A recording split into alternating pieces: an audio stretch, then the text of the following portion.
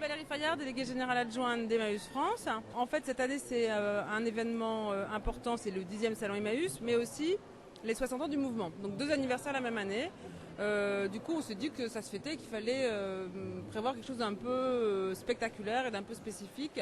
On a réfléchi et assez naturellement nous est venue l'idée d'un défilé de mode de façon à mettre en avant le textile. Alors pourquoi le textile ? C'est parce qu'en fait le textile c'est vraiment une activité qui est au cœur du mouvement Emmaüs. C'est une activité très importante. On collecte 65 000 tonnes de textiles par an.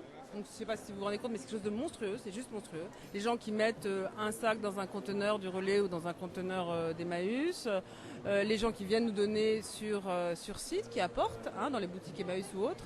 Et tout ça, à la fin de l'année, ça fait 65 000 tonnes, ce qui est absolument gigantesque. Ça nous sert essentiellement à donner du travail à des gens qui étaient assez éloignés de l'emploi et qui, au travers des activités de tri, de mise en filière de recyclage, de mise en vente dans les boutiques, etc., vont retrouver un parcours d'insertion. Donc les compagnons, ce sont des gens qui arrivent dans une communauté pour des raisons X et Y, ils ont besoin de poser leur sac et d'être accueillis et de travailler et d'être hébergés. Alors ils vont rester une journée, 10 jours, 10 mois, 10 ans, comme ils veulent, et ils vont travailler sur des activités de récupération comme le textile. 30. Ah non, 30 c'est petit.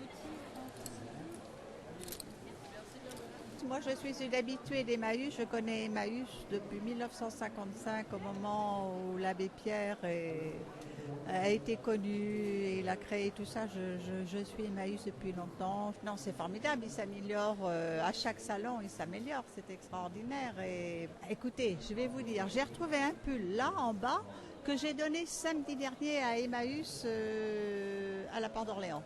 Alors, voyez. Il est comment ce pull? Ah, c'est un très beau pull, noir avec des perles, noir et rose avec des perles. Et il coûte combien? Il valait 7 €. Voyez. Bonne affaire. C'est extraordinaire ça. Nous, notre objectif premier, il est quand même de permettre à des familles à tout petit revenu de s'équiper, c'est-à-dire de se vêtir et d'être habillées basiquement et aussi de se faire plaisir.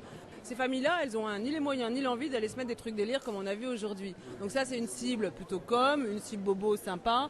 On peut avoir des activités qui sont intéressantes, de revalorisation du textile ou de vintagisation, mais le gros de notre cible, à la fois pour des raisons quantitatives et pour des raisons d'adéquation avec le public, c'est pas celle-là. Nous, le gros, c'est les familles qui n'ont pas les moyens de s'acheter des fringues neuves. Et donc là aussi, on voit en effet la paupérisation. Enfin, paupérisation, c'est un grand terme, mais enfin, en tous les cas, la situation sociale qui se tend avec des gens qui ont vraiment des difficultés et qui ont vraiment, vraiment besoin de nous. On voit que les gens tendent à moins consommer, à mieux consommer. Ce genre de salon peut faire réfléchir selon vous? Oui, tout à fait. D'ailleurs, c'est exactement l'objectif parce que nous, on est militants de cette cause-là depuis longtemps, de dire que la deuxième vie des produits, la deuxième vie des personnes, tout ça c'est cohérent et que ça sert à rien d'être dans une spirale consumériste épouvantable. Donc nous, on prône complètement ce modèle-là depuis longtemps et on est content que ça rencontre un peu maintenant les aspirations des gens et ce genre d'événement qui est quand même une grande fenêtre médiatique et aussi une énorme brocante, un énorme friperie, ça remplit tout à fait cette mission-là, c'est-à-dire de faire prendre encore plus conscience aux gens. Je pense qu'on est dans l'ère du temps, alors ça on peut le dire d'une façon mode, mais on peut dire aussi plus fondamentalement que les gens commencent à rejoindre un peu nos valeurs et effectivement le développement durable, l'anticonsumérisme, la deuxième vie, le cycle solidaire, quoi. Donc on peut que s'en féliciter.